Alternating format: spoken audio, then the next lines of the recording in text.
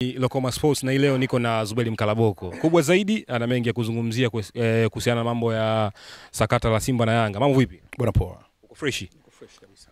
Mambo mapya? Mungu anasaidia. Bana, Young Africans bado wana issue yao bana. Issue ya CRDB imeibuka tena bana.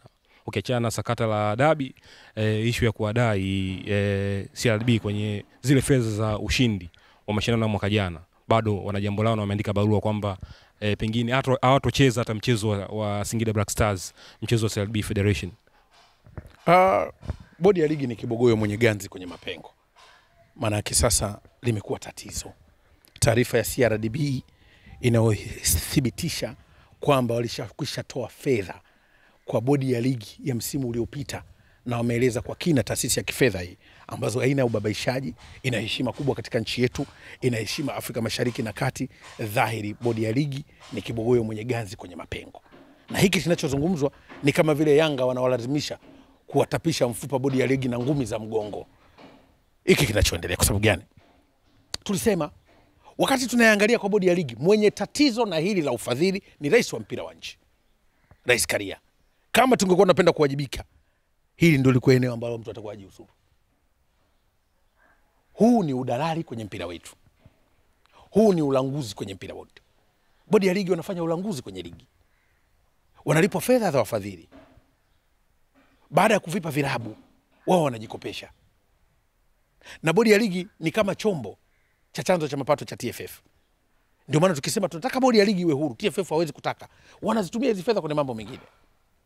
Sababu hii bodi vyanzo vyake vya mapato ni vipi? Wanazo ada za wanachama, wanapata fine. Fedha za wafadhili zinatoka ziende kwenye majukumu husika, watu wanakopwa. Sio Young Africans tu. Misimu mitano nyuma waliwakopa Mtibwa Sukari hawa. Msimu umekwisha. Vurugu. Rudi kwa TFF. Wako makocha wakubwa wanaidai TFF mamilioni ya shilingi.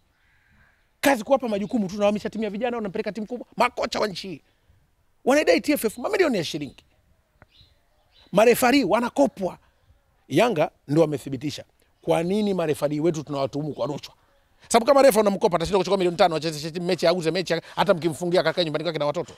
Ni bodi ya ligi. Na kwa nini? Ndio maana wanaingangania kamati ya mashindano iwe chini ya katibu mkuu wa TFF ndugu Kidau.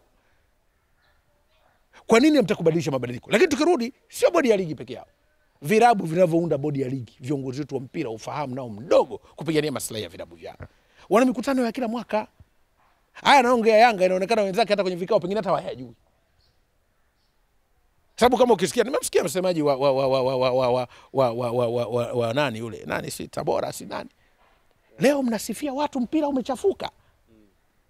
Leo mpira wenu virabu vinadhulumiwa. Tunazungumza mpira wetu umekuwa bodi inaendeshwa kizandiki. Hakuna kitu, umasikini tupu, hakuna fedha kwenye virabu. Ukiondoa hizi timu mbili zenye wafadhili na wadhamini, hizi zingine zinazotegemea mapato ya bodi zitayapata vipi kama bodi inawadhulumu, haitoi kwa wakati? Waamuzi watashinda kuchezesha kwa rushwa kama nao wanakopwa. Ziko timu kwenye federation zile za madaraja ya chini, fedha zao nao kulipwa tabu. Ni vurugu. Na fedha ikilipwa utakuta chama cha soka cha mkoa kiko na hiyo fedha kutoa kuwapa timu kazi mpaka zikatwe. Kusema hawasemi, wanakaa kimya. Sasa mimi naona hii la Young Africans ni kama wameamua kupigania uhuru wa mpira wa nchi. Yanga wameamua kusimamia uasisi wao. Wameamua kupigania uhuru wa mpira wa nchi bila kujalisha chanzo cha ugomvi chao ni dabi. Timu zote ziungane na Young Africans kuleta mapinduzi ya hii bodi ya ligi. Hawa wa viongozi wanaishi kwenye hiki kichaka cha maovu. Hausaidi mpira, limekuwa tatizo. Wanavutia wawekezaji, kumbe wawekezaji wananufaisha viongozi. Pengine hapo kwa wawekezaji, labda kwa hili lililotokea, mfano ile CRDB haiteta picha mbaya au dosari kubwa, pengine wakajitoa kwenye kudhamini mashindano kama ya CRDB Federation au mashindano ya NBC Premier League. Hii ni dosari. Bodi ya ligi na TFF wananongonezana bila kupiga mswaki. Lazima mchefuane tu hapa. Ni kuchefuana, ni aibu. Unanongonezaje na mtu hajapiga mswaki? Mtaongea, mtafurahia? Ni mtihani mkubwa, kwa sababu hiki kinachotokea ni matunda ya mikono yao kufanya makosa. Hiki kinachotokea ni wao kuto kusimamia weledi. Hiki kinachotokea ni kwa sababu kwenye mpira wetu tunapenda unafiki, tupende ukweli. Juzi mgogoro wa Young Africans unaanza. Kuna watu wanasema wao Yanga hawakutakiwa kulalamika, hayo mambo yalikuwa wao wakubwa kwenye haki za watu. Kwa mtu ukimfanyia upendeleo siku akitaka haki yake aonekane mbaya. Yanga wanataka haki zao. Bodi ya ligi ndio hii, ndio bodi yetu ya ligi. Haya, taasisi ya kifedha ambayo inataka kujisafisha imesema sisi mbona tunawapa fedha zenu? Kwa nini tuchafuke? Ally Kamwe atakumbukwa kwa hotuba yake ya maajabu. Ally Kamwe ataheshimika sio leo kwa hotuba yake ya maajabu. Ally Kamwe ataheshimika kwa ujasiri wake. Amekuwa akifanya mazungumzo yake mengi, anaibua sana taharuki, lakini ukweli unaishi kwenye yale anayosema. Ali bwana mdogo ataheshimika kwa hotuba yake ya ujasiri. Ataheshimika kwa kusema mambo ambayo Watanzania wanapenda yafichwe. Hii nchi watu wanapenda kuficha mambo. Ndio wanatumika mpaka waandishi kuficha mambo. Wiki nzima, mwezi mzima hapa tunajadili madudu na mapungufu ya ligi, bodi ya ligi wabadilike, waoneshe kubadilika, wao wanasifia. Hivyo nikuulize, huo weledi wa TFF na bodi ya ligi uko wapi kama mnapewa fedha za wadhamini? Hamwapi watu. Tukienda kwenye soka la wanawake, FIFA wanatoa mamilioni ya shilingi katika nchi hii kulisaidia soka la wanawake. Na nitakueleza zinaingiaje. Sababu sio sifa, sio siri, articles, utiririkaji wa namna ya fedha wanavyoleta kwenye shirikisho wazi, mashirikisho yote yanavyonufaika na soka la wanawake. Lakini hao wanasikia timu haijalipa nauli, utasikia TFF tu imesaidia timu ambayo haijalipa nauli. Sio haijalipa nauli, kuna fedha mnatakuwa mtoe ruzuku mpira wa wanawake. Kwenye mataifa ambayo mpira wa wanawake haujawa biashara, wanatoa fedha FIFA. Mamilioni ya shilingi. Miradi mikubwa FIFA wameelekeza kwenye maeneo hayo. Soka la vijana, la wanawake. Lakini angalia si soka la wanawake. Wanasubiri timu haijasafirisha ndio yani inaonekana kama imesaidia TFF imetoa nauli. Imetoa nauli vipi? Imetoa nauli vipi? Lakini mpira wa nchi bila kuambia ukweli, kama viongozi wetu hao wamepitwa na muda. Sasa wanakuwa wanang'ang'ana kwenda kwenye basi nao kimbia sana, wao wanatambaa. Mwisho wanaburuzwa. Hao viongozi hivi wanaburuzwa. Soka linakimbia, wao wanatambaa. Sasa wanaburuzwa. Wakina Kasongo wanaburuzwa na spidi. Wanapitwa na spidi. Inataka uwajibikaji wazi. Hebu nikuulize kitu kimoja. Bodi ya ligi inadhihirisha ni chombo dhaifu sana. Uwezi kukiri eti tulipigiwa simu na mtu wa juu. Mtu wa juu nani huyo? Maana hamwezi kusimamia wajibu. Vyombo vya habari bila haya. Mlitoka mkasema tunasubiri ripoti ya uchunguzi. Baadaye uchunguzi hatuchunguzi sisi. Ripoti ya uchunguzi ambayo imechukua takriban miezi 3 sasa. Fine. Mmesema kwanza kuna uchunguzi mlifahamu mmechunguza wenyewe. Baadaye mkasema mmewapa watu. Watu wao ni nani wanachunguza nani? Wanamchunguza nani? Wanamchunguza malaika wa mbinguni. Jina lake litukuzwe. Wanamchunguza nani hawa? Kwa nini tunapenda kujitengenezea demarcation wenyewe? Haiwezekani football ya nchi bila kuambia ukweli hawa watu. Hawa watu ndio wanaharibu mpira wa nchi. Hawa watu tunawaruhusu waingize mitazamo ya kupendelea kwenye. Kwa mpira wetu wa nchi unawekwa pale ili utetee watu. Lakini watu wengine kuwalaumu ni hata viongozi wa habari wa hizi taasisi. Ni aibu sana kwa idara ya habari ya bodi ya ligi. Ni aibu. Sijui nani mkuu wa idara ya habari ya bodi ya ligi. Haiwezekani mnatoka kwenye kikao cha ndani, mmekubaliana na watu wengine, mmewekeana misimamo, mnarudi nje mnakuja kufafanua hoja. Sababu vikao vina maazimio. Mkiazimiana kwenye mambo, mnasubiri mfikie mwafaka. Walitoka ndani, Yanga wameweka hoja zao 4 zile. Kuna hoja zilikuwa nasubiri michakato. Mkisema tumepewa hoja kadha, ziko zingine ziko ndani ya uwezo wetu, nafikiri tutazitolea taarifa. Katoka nje anaanza kutoa maoni. Iskaria yalimponza maoni. Mzee Kasongo, mzee yule mwingine nani, Mguto, yanamponza maoni. Wanaingizwa mkenge na nyinyi waandishi wa habari wenzangu. Lazima watu tulisoma public relation, lazima uweze kuneutralize information. Mmetoka ndani, kuna taarifa zingine zinatolewa kama report. Tuna taarifa, unajua kuna taarifa na ufafanuzi. Sasa hao wanataka kutoa ufafanuzi mpaka taarifa. Wewe tangu lini press release mtu akajieleza? Sisi ni rais Ally Kamwe akaweka press release afa kapigwa simu na mtu na akaielezea tena. Haiko sawa. Ukishaweka taarifa kwa umma, ndio taarifa yenu ile. Sasa mmetoka kwenye kikao ndani, mmefanya majadiliano. Msemaji wa taasisi si ni afisa habari wa taasisi. Kama unataka nafasi ukaseme wewe mkurugenzi wa bodi ya ligi, wewe afisa habari, si ndio lazima umwambie kaseme hiki bosi hiki usiseme hiki usiseme. Kulenda image ya taasisi. Maana yake Karim ndugu yangu Karim pale anafanya nini sasa? Sisi mwandishi habari mwenzetu ana neutralize vipi information? Sababu mwisho wa siku kuna makosa mengine ni ya kitaaluma ya uandishi wa habari. Hao maafisa wa habari wanafanya kazi gani? Ni kuichafua tasnia, kwa sababu haiwezekani kila siku mnaibua controversy, kila siku controversy. Kwa nini? Manake hawasimami kusimamia weredi, kusaidia viongozi wao namna ya kusema. Kiongozi atoitoi maoni. Ile ni taasisi. Maoni tunatoa sisi hapa. Lakini kiongozi sio mtu wa maoni ovyo ovyo. Kiongozi umeweka maiki umetoa maoni. Rais Karia katoka huko, jambo Yanga wanamlalamikia yeye kwamba tunaeleka kwa TFF, neka kutana yeye hapo amweka maiki, katoa maoni, katoa msimamo wako. Kama maoni ni msimamo wako. Hata hakimu kwenye kesi ukileta anajua sasa mimi hapo nitamhukumu ngoja. Lakini hawezi kusema hadharani nitakunyuka miaka 10. Atakwambia siku ya kwanza mtakwenda mtafanya examination, mtachukuliwa maelezo. Sawa bwana. Mtaitwa siku ya ushahidi. Anajua mimi namtandika miaka 30 huko. Yeye inabaki moyoni. Lakini ukimuuliza mkeo nyumbani atakwambia mimi namfunga huyo. Lakini sasa wewe unaulizwa siku ya kwanza umetoa maoni. Atakwambia ngoja tumsikilize.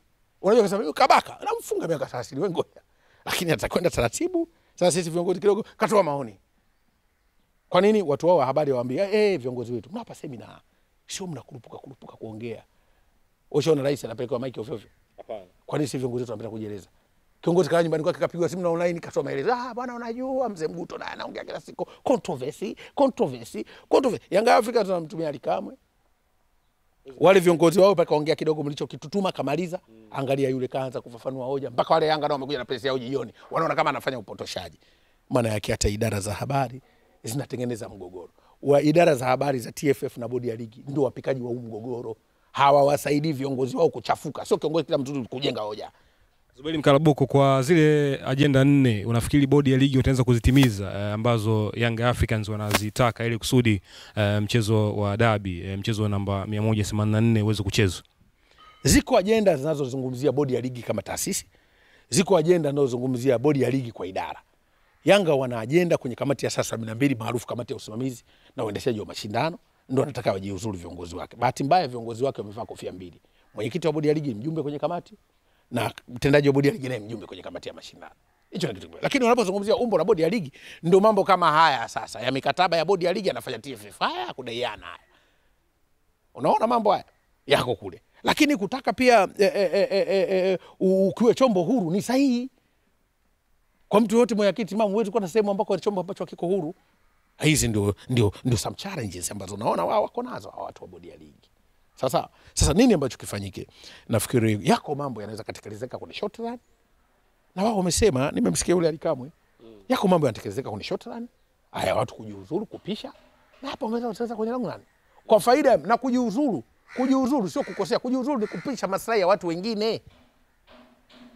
Kwa nini watu wanaogopa kujiuzuru hawa? Watu sio wanaogopa kujiuzuru sababu ya riziki, mimi nashinda kuelewa. Riziki ikiwa ngumu acha. Sasa watu wajiuzuru. Kwa sababu hata hii kauli ya CRDB, hii imemchafua rais wa mpira wa nchi, ndio anaonekana kwenye mikataba na CRDB jamani. Kabisa. Sasa anafanya mikataba gani naye? Kwa yeye ni mzuri au wenzake wabovu sana? Na Muafrika alivyokuwa apendi kujiuzuru, hana hata haya, itabadilishwa agenda. Kwa sababu hii imechafua TFF yote. Alafu utetezi utakuja, mbona imezoeleka kila mwaka. Hivi kuzoea ujinga ni umakini. Hatuwezi kuzoea ujinga kwa sababu sisi tumeamua kuwa wajinga. Mpira wetu ulipofikia unaenda kwa kasi, viongozi wanatambaa. Sasa tunawaburuza. Spidi ya mpira wetu unakokwenda wanaburuzwa viongozi. Vijana hawa waliokuwepo sasa wana elimu, wanafahamu dunia inataka kwenda wapi. Sasa viongozi hawa sasa hivi ni kama wanaburuzwa na mifumo. Hawaendani na mfumo wa sasa. Na kuna watu wamepitwa na mifumo hapa. Kuna watu wanaishi kwa uchawa. Kwa wanawadanganya viongozi wa bodi ya ligi wako sahihi. Wako sahihi kwa lipi hawa? Wako sahihi walipi watu madeni? Wako sahihi waamuzi ndio walipi fedha zao? Usahihi uko wapi? Wako sahihi kwa sababu mnashirikiana kuuza mechi? Usahihi uko wapi sasa? Makosa yanakotokea kila siku. Tunataka kujitetea, na wewe mbona ulionea huruma? Kama wewe ukumuonea huruma mtu kutenda haki, akitaka haki yake usimlaumu. Kosa lako wewe na upendeleo wako.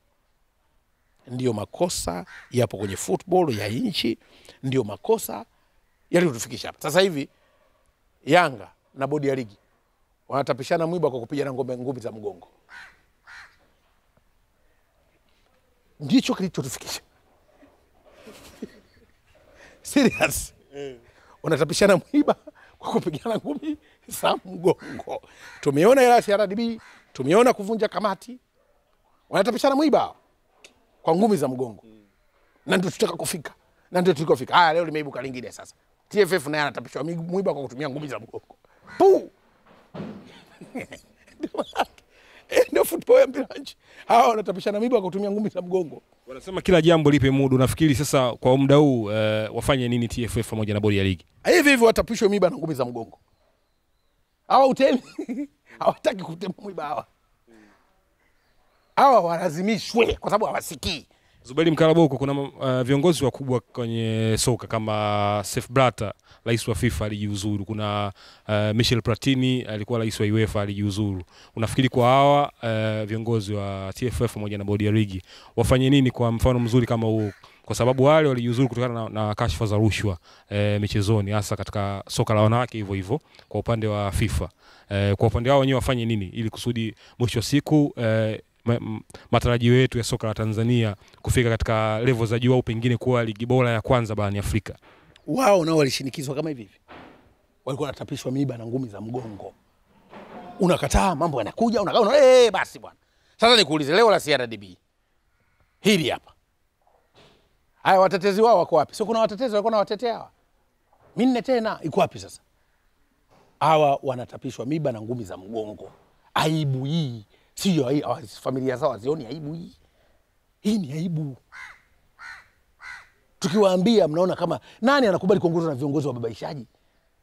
Nani anakubali kuongozwa na mfumo wa babaishaji? Mfumo wenyewe kuongoza mpira umejaa babaishaji. TFF wanaitumia bodi ya ligi kama kichaka chao cha mapato. Ndio maana ukiwaambia bodi ya ligi kuwa huru, wanavionga wako karibu na viongozi wa vilabu vyote ambao wanatetea upuzi. Leo unamsikia eti kiongozi kabisa wa mpira eti anatoka bodi ya ligi haina shida. Haina shida kwa sababu mnapangiwa waamuzi mshinde mechi za ovyo.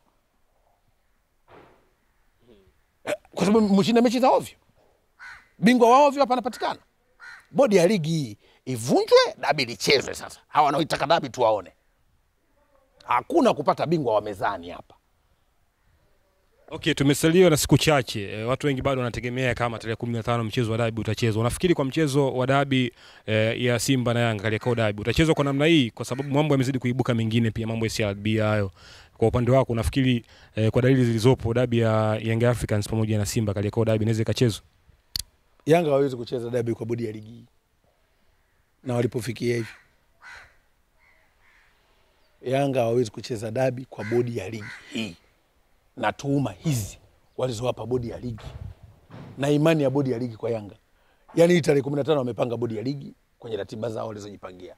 Yanga hawapeleki timu kwa bodi ya ligi hii. Yanga hawezi kupeleka timu kwa bodi ya ligi wanaona ina wadhulumu.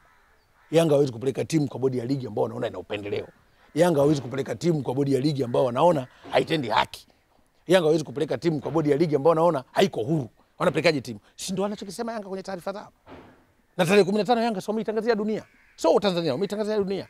Hawapeleki timu na wana ratiba zao zingine. Sasa kuna dabi hapa. Tarehe 15 ni dabi ya Simba kwa wito wa bodi ya ligi. Simba ndio anapeleka timu kwa wito wa bodi ya ligi. Kwenye uwanja ambao umeandaliwa na bodi ya ligi. Kwa sababu Yanga kama mwenyeji wa uwanja hata uwanja hajaukodi. Wanaenda kucheza bodi ya ligi na nani? Na tarehe 15 ndio mwanzo sasa wa vita mpya ya kasi kati ya Yanga na bodi ya ligi. Baada ya Simba kupeleka timu uwanjani, bodi ya ligi kukataa alama. Kama itafika tarehe 15 kwa sababu naona mpaka sasa hivi hawa naona kama mpaka sasa hivi maji yameingia puani. Alafu bado upo kwenye swimming pool. Unashinda kujiuliza kwamba ufanye nini. Bodi ya ligi maji yameingia puani wako swimming pool. Unafanyaje sasa? Nje kutoka uwezi. Bado yani maji yameingia puani wako kwenye swimming pool. Unafanyaje? Utakoa. Utajipiga kifua. Kuogelea uwezi. Unaweza kukubali yaishe tu. Ndio hivyo sasa. Wale mwite watu uwezi maji yako puani. Kwa kifupi Mkalaboko kwa sasa hivi ina maana Yanga anawadai sasa TFF sio tuna CRDB. Wote TFF na bodi ya ligi anawadai kwa sababu maji yameingia puani wako kwenye swimming pool. Taarifa ya CRDB bodi ya ligi maji yameingia puani wako kwenye swimming pool. Ni aibu. Fedheha. Tunaanza kuwakosea heshima watu tulikuwa tunawaheshimu. Wanajidhalilisha viongozi wa mpira wa nchi. Wengine tunamioyo mepesi kama mimi siku ya kwanza nikiona vile nakimbia sitaki kabisa. Eka. Napenda uwajibikaji. Mnanitumu. Haya sasa yule wenzangu wengine wanataka kukata roho kwenye madaraka.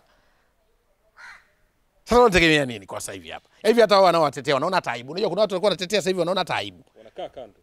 Sio wanakaa kando wanabadilisha lugha. Oh jamani Yanga wanafanya vibaya. Nimemsikia mtu mmoja tena mkamwambie. Nimemsikia mtu mmoja anasema eti bodi ya ligi Yanga eti wamefanya makosa eti kuwaulizia TFF wala zao wangewaandikia CRDB. Yanga ndio kafanya mkataba na CRDB.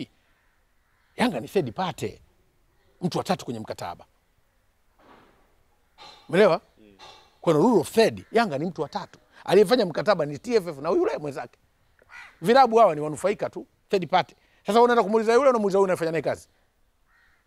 Lazima uulize. Aya katoka sasa huyo aliyemuomba kaja kuwa nanga hapa. Aibu tu. Na sisi waandishi sisi mtuonye. Tusaidie mpira wetu. Tuache unafiki wa siku chache siku mbili za kuikuta mtu kwenye hoteli akakunulia chips. Wewe unataka mtu chips tu. Akinuliwa na baga basi. Akikwambia tusaidieni wapigeni au unampiga nani? Tunampiga mpira wetu. Huu mpira ukiharibika huu. Kwani si kazi yetu kuchambulia Simba na Yanga peke yake? Mustakabali wa mpira wetu wote. Vijana wetu wameajiriwa kwenye mpira. Championship kuna ligi huko. Hata na waandishi pia wameajiriwa kwenye mpira. Waandishi wenyewe ajira zetu kwenye mpira. Sasa tumegeuka kwenye mpira, sisi tumekuwa wapambe wa watu wanaotuharibia mpira. Waandishi tuache kuwa wapambe wa watu wanaoharibu mpira. Tuzungumze mpira. Yanga wenyewe wakituvuruga kwenye mpira tuwaambie ukweli. Acheni sasa mnataka kutupeleka kubaya. Misimamo unayoisimamia si ndio mapungufu ya mpira wetu? Tuitatue. Simba wanatufanyia vitu vizuri kwenye mpira, tuseme. Wana mapungufu tuseme, lakini kukaa eti onekane eti nilikuwa pamoja na kina Kasongo ama nilikuwa pamoja na kina Harris kipindi. Hapana, mpira wetu huu una maslahi kwa sisi sote. Tuache kuwa bias kwenye kutetea haki za mpira. Tuache kwenda na upepo. Huyo ukienda na upepo anakudharau mpaka mwanao nyumbani kwako. Kuna watu kimwangalia hiki kichwa hiki. Vipi? Wanafikiria nini hawa? Wanaangalia kesho ya mpira wa nchi. Wameshawahi kutolea jasho mpira. Wanajua maumivu ya mpira. Wanajua tabu wanazopata watoto wa akademi. Mimi nimefundisha akademi, nimekuwa na akademi, najua uchungu wa mpira wa nchi. Mnajua tabu nyinyi. Mpira wa 30 mtaa mzima mnachangisha mpati mdau. Alafu tunapozungumza mpira wa nchi muone huruma watoto. Mtu tukwenda timu ya under 20 mpaka aonge.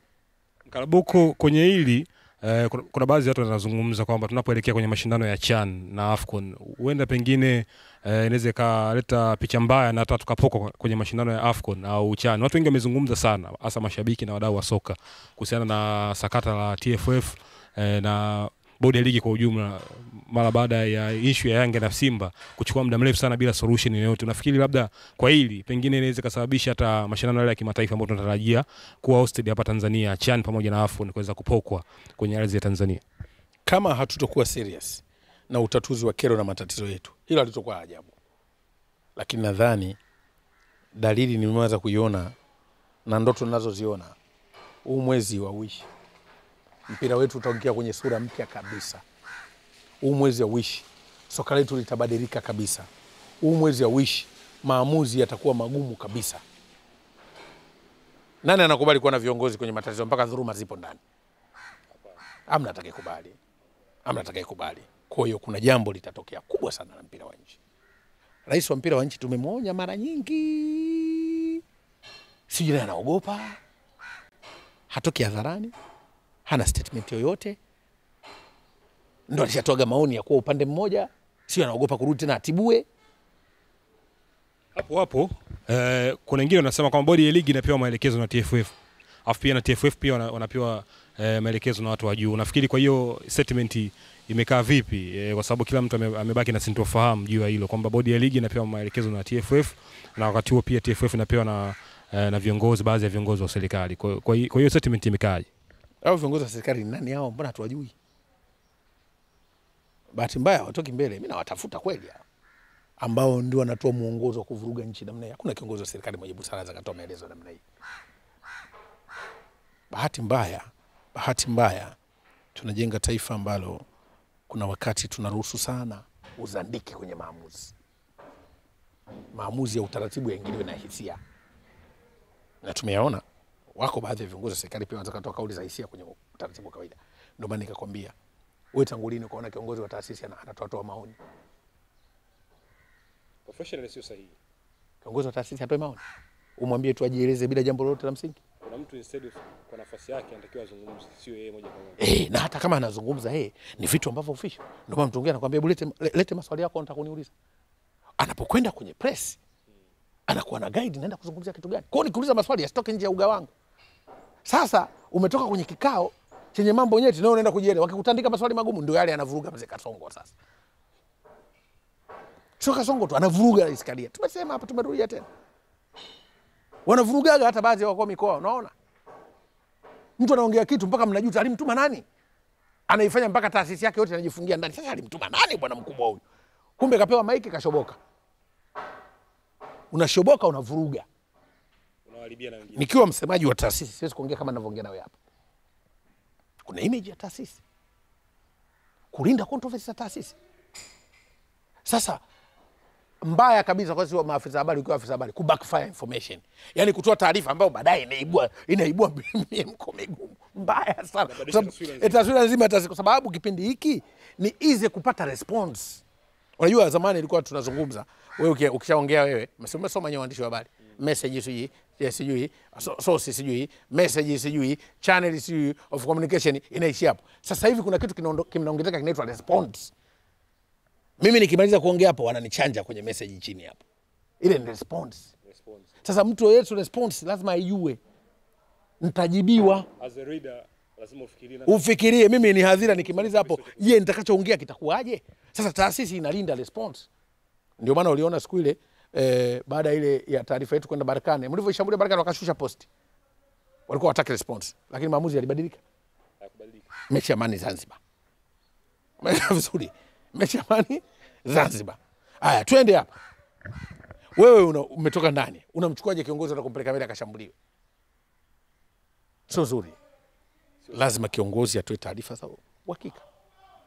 Ndio kinachofikia huko. Sasa sijajua inabidi kuna haja ya kuangalia waandishi wa habari ambao wana weledi wa kufanya kazi kwenye hizi digital platform. Kutupia new media kwa sababu kama unakuwa na hivi kila siku utakuwa unaambulia controversy tu. Kila siku mna kazi yenu kuomba radhi tu. Kama sio kuomba radhi basi kila siku leo umeujua chombo hiki yani kila siku kukanusha taarifa bwana unapigia simu hebu kwani iweke vizuri hiyo uweke vizuri vipi msemaji wa taasisi wewe mtulivu bwana iko hivyo. Swali la mwisho wengi walimsifia sana Leji Gatenga ambaye alikuwa ni rais ambaye alifanya mafanikio makubwa sana kwenye misimamo na haki. Unafikiri kwa Rais Tenga aliyepita kuna kitu gani cha kujifunza kwa viongozi hao ambao hapo sasa kwenye TFF pamoja na bodi ya ligi? Kwanza Rais Tenga naye kufanya kazi kipindi hiki kigumu hiki. Online hazikuwepo. Online hazikuwepo. Media hazikuwa katika upana mkubwa. Japo Rais Tenga alikuwa mtulivu. Na pia alikuwa anatoa ushirikiano mzuri. Hakukumbatia chawa. Umenifahamu vizuri? Hakukumbatia chawa. Kwenye kufanya kazi na watu kwa upana. Ndio tofauti wa kidogo. Lakini pia sio lakini alikuwa anatoa ushirikiano mzuri. Sina maana viongozi hao watoe ushirikiano. Ila viongozi hao wanaamini wao wakiongea kauli ya Mungu. Ndio maana hata waambiwe wana mapungufu hawawezi kuyatolea ufafanuzi kueleweka. Ndio maana wanaamini waongee watalala usiku mchana wataongea usiku watalala. Ndio anachoamini viongozi wa mchana mtaongea usiku mtalala. Ndio anachoamini viongozi wa TFF. Sasa wanapokwenda mambo yanaharibika mpaka kwenye familia zao. Kivipi? Kumkosea mtu heshima hivi na mitandao ya kijamii watajua kuona vitukuu vyako.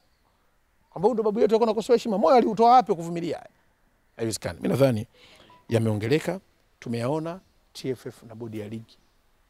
Viatu vimewabana. Na sio vimewabana, tena viatu vyenyewe chachacha. Unazijua chachacha? Najua kali. Lazima uvivue. TFF na bodi ya ligi chachacha zimewabana, najua kali. Hawafiki mbali. Asante sana Zuberi Mkama. Asante.